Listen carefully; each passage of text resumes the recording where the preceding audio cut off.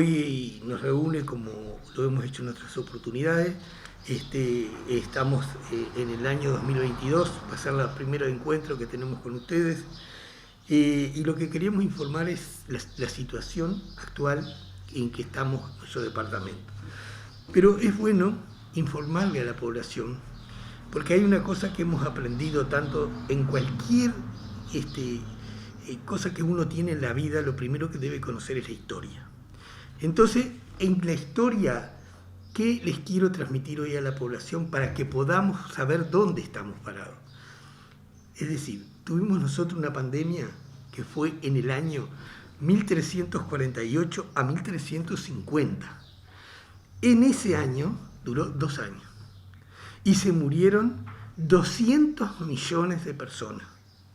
¿Por qué? Porque no había vacuna y porque no había nada, antibióticos ni cosas por el estilo. Esa pandemia fue la peste negra, que se empezó en los roedores y a través de la pulga llegó al hombre. En 1918 tuvimos otra pandemia que fue de 1918 a 1920. Nuevamente duró 2 años. Entonces, esto para que nosotros veamos que las pandemias no son fáciles de determinarlas. En esa pandemia del año 1918 a 1920 mueren 90 millones de personas. Y dura 2 años. ¿Y quién es la población que se muere en esa pandemia que le llaman la gripe española? Porque era producida por un virus de la influenza del tipo A, tipo H1N1. Se muere la gente de 20 a 40 años, porque era la gente que no había tenido contacto mucho con el mundo, entonces no tenía inmunidad, por eso se muere esta gente. Y esto se transforma también, se transmite por vías respiratorias, como este virus que tenemos ahora, y la gente se moría de neumonía, porque no habían antibióticos, es decir, se producía la neumonía viral y además se sobreinfectaban, o de hemorragia pulmonar. En el año 2020 comenzamos con esta pandemia, que ahora en marzo vamos a cumplir los 2 años, que nos parece tan larga, pero estamos en una situación parecida a las otras pandemias. ¿Y cuántos muertos llevamos en esta pandemia en casi 2 años? 6 millones de personas. Es totalmente diferente a las otras pandemias, 200 millones, 90 millones y 6 millones de personas. Por lo tanto, es para que uno tiene que tener conocimiento de que, bueno, vivamos esto, pero veamos que no estamos tan mal comparado con otras pandemias y la gran diferencia que hay en este momento es la vacuna. Lo que hace la diferencia y lo que muestra esto es para que se den cuenta lo que es tener una vacuna, que si no es bien la mejor vacuna, tenemos vacuna. Y esto también es para que uno vea la biología del planeta. Es como que el planeta tiene su control biológico y va regulando la población. Esto es una cosa que es personal, pero me parece bueno que decírselas. En cuanto a lo que estamos a nivel nacional, 2 palabras. Es decir, ustedes saben que en los últimos meses teníamos 100, de 100 pasamos a 250 casos, de 250 a 350, de ahí a 600, de ahí a 1200 y ahora estamos en casi 1800. Hay un crecimiento importante de tipo exponencial a nivel nacional. Pero con 2 cosas muy importantes. Internados en CTI, tenemos solamente, oscila el número, entre 10 y 26 fue el día que tuvimos más camas internadas. Es decir, no tiene nada que ver con las otras olas que tuvimos en otra oportunidad. Y los fallecidos también son pocos, es decir, son cifras que son de un dígito, que oscilan entre 0 y 9, tirando más bien entre 0 y 5. O sea que no tenemos este número importante de gente en CTI. Recuerden ustedes que llegamos a tener 587 camas de CTI, tenemos como máximo, tuvimos ahora 26. O sea que estamos en otra situación. Sí, hay una señal de alerta, que ahora después la vamos a analizar, que el país está en P7 en 36. Eso lo vamos a analizar después. Pero ¿qué hace la diferencia? ¿Cuál es la diferencia que hace que tenemos en este momento? La diferencia la hace la vacuna y la hace los que tuvieron la enfermedad y pasaron menos de 3 meses. En esa inmunidad nosotros estamos con un valor por encima del 80%. Y esta es la diferencia. Por lo tanto, si alguien tiene duda que tiene que vacunarse, hay que vacunarse. Porque es la forma en que vas a evitar la internación. Ya dijimos, no es la mejor vacuna, pero en otras pandemias no tuvieron la suerte de tener ni una. Y nosotros no tenemos la vacuna perfecta, pero sí la que nos salva de las complicaciones y de la internación. En cuanto a la situación de Paysandú, es parecida, pero Paysandú ha estado en todo momento últimamente en una situación mejor que el resto del país. Es decir, Paysandú no ha seguido la evolución y ha tenido y está rodeado de departamentos con altísimo número, como es Salto, como es Tacuarembó, como es Durazno y como es Flores. Todos esos departamentos están con cifras altísimas. Y Paysandú se ha mantenido siempre con unas cifras más bajas. Recién ayer tuvimos un número mayor, que eso lo esperábamos, porque no podés ser una isla, estás rodeado por todo eso y el país, Paysandú integra Uruguay y generalmente vos seguís acompasando, porque Uruguay es un país muy chiquito, entonces generalmente todos siguen la misma normativa. Pero entonces, nosotros, ¿qué tenemos? 0 de CTI, nadie internado en el CTI. Número de muertos, desde el 8 de agosto hasta el día de hoy, 1. Y habíamos tenido anteriormente 177. Y ahora tenemos 1, que era nonagenario y no estaba vacunado. O sea que la situación es otra. Y nuestro P7 es un P7 de 17. Entonces, esto es algo personal, lo que yo le voy a explicar, pero que a mí me da cierta tranquilidad. Nosotros antes nos guiamos por el índice de Harvard. El índice de Harvard era para poblaciones no vacunadas. Nuestra población está muy bien vacunada. Uruguay por encima del 80%, Paysandú pasando el 78%. Entonces, si nosotros seguíamos el índice de Harvard, y ustedes me preguntan a mí dónde estaríamos parados nosotros, Paysandú estaría en amarillo. Un P17 para una población vacunada, para mí, es en amarillo. No así el P36 que tiene el país, que para mí estaría prácticamente en naranja. O sea, hay señales de alerta, hay crecimiento exponencial, pero no hay casos graves. Entonces, ¿la alerta dónde está? Uruguay en su conjunto llegando al naranja, Paysandú en amarillo, y departamentos que hay que estarían en rojo si yo hago la modificación de Harvard a el color de acuerdo a la situación. Esos departamentos que estarían en rojo serían Salto, Flores, Durazno, 33, Rocha y Montevideo. Esos departamentos, por eso es que el país en su conjunto estaría tirando un naranja para que la gente, es una explicación para que la gente entienda.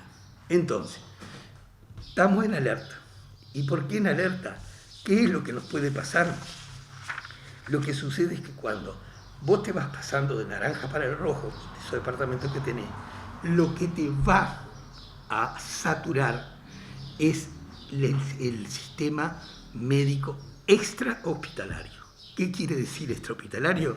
Es decir, la posibilidad de que un médico vaya a domicilio, la posibilidad de hacer los hisopados en domicilio, y llega un momento que lo extrahospitalario, lo que vos te podés tener, es dificultades para poder dar abasto con los test.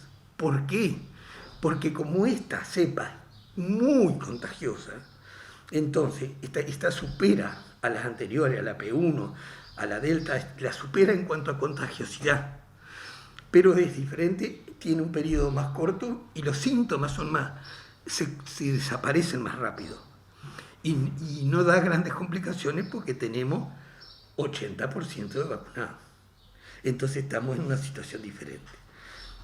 Por eso hay que mantener las medidas que todos conocemos. Es decir, no podemos soltar el tapaboca, la higiene de las manos, evitar las aglomeraciones, mantener bien ventilados los espacios. Y entonces esas cosas que son el ABC, que ya hasta los niños lo saben, eso no nos podemos desprender. Ahora, en Paysandú, ¿qué hicimos nosotros?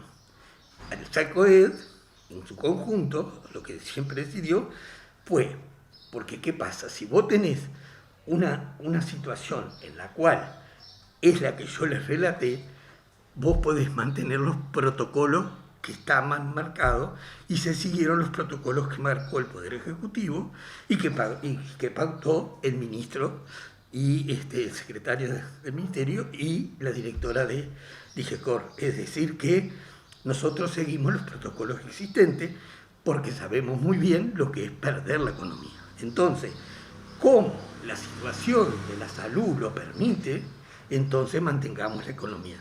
Eso fue lo que ustedes pudieron ver y lo que el SECOED siguió por eso hasta este momento.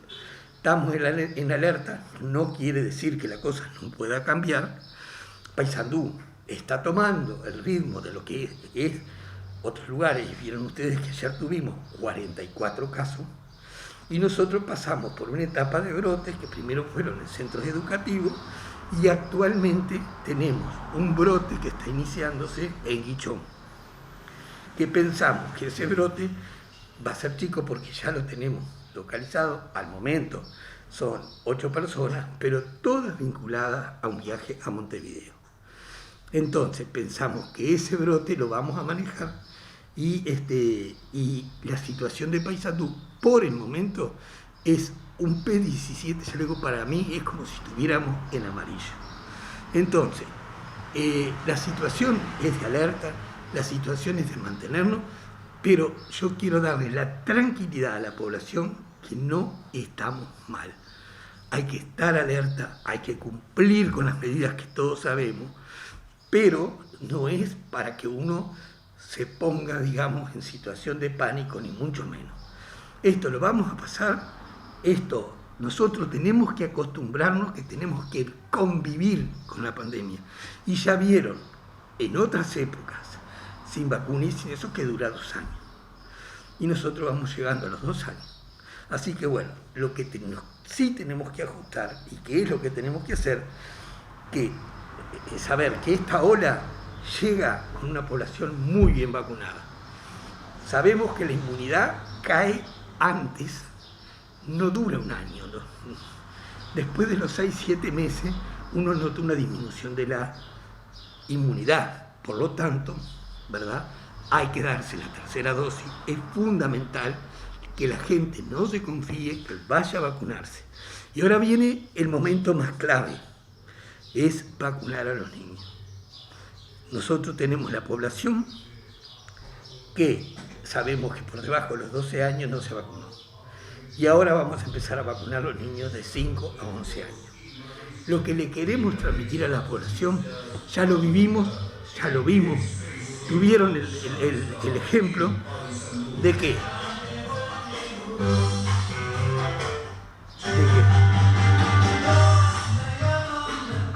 tuvimos el ejemplo de que los brotes que tuvimos en la educación primaria. ¿Por qué? Porque los niños no estaban vacunados.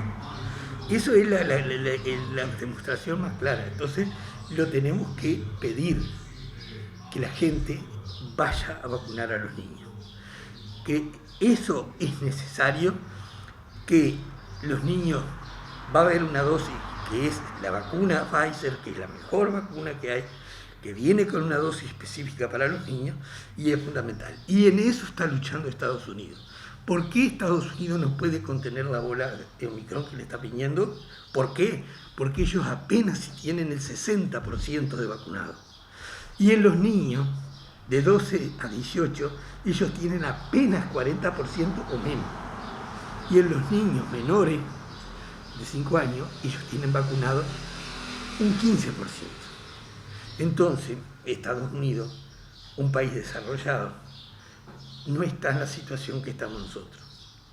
Uruguay está en condiciones de bancarse esta ola nueva, de esta nueva variante. ¿Por qué? Porque está con 80%. Por lo tanto, lo que solicitamos a la gente es que se convenza que hay que vacunarse. Esa es nuestro pedido especialmente. Hay que vacunarse. Si tenés las 2 vacunas, date el refuerzo y no dudes en vacunar a tu hijo. Eso es lo que queríamos decirle y bueno, esa es la situación y si ustedes quieren preguntar algo, estamos a la orden. Volviendo al tema de los casos, el domingo fueron 26, ayer fueron 44. O sea, usted habló de que en Guichón hay un brote de 8 personas, todas amigas o familiares, no sé, vinculadas a un viaje. El resto de los casos, ¿qué dice el seguimiento? ¿Dónde se encuentran? El resto de los casos, esa es otra de las cosas buenas que tenemos. No hemos perdido el hilo epidemiológico. Son generalmente todos intrafamiliares.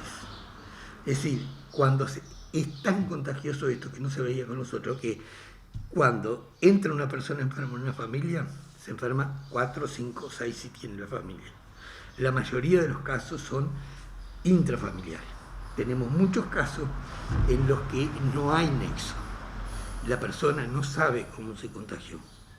Eso es un poco preocupante porque cuando vos no sabés el nexo, ahí es el indicio que podés perder el hilo epidemiológico. Pero por ahora los podemos seguir, tenemos los rastreadores suficientes, estamos en buenas condiciones y este número no es para asustarse. Estamos muy bien vacunados, no tenemos internación en CTI y no tenemos muertos. O sea que hay que estar alerta, hay que estar preocupados, pero tenemos que saber que estamos preparados para luchar con este empuje de esta ola que viene. Los casos se concentran en Guichón y Ciudad de Paysandú solamente, por ahora. Por ahora sí.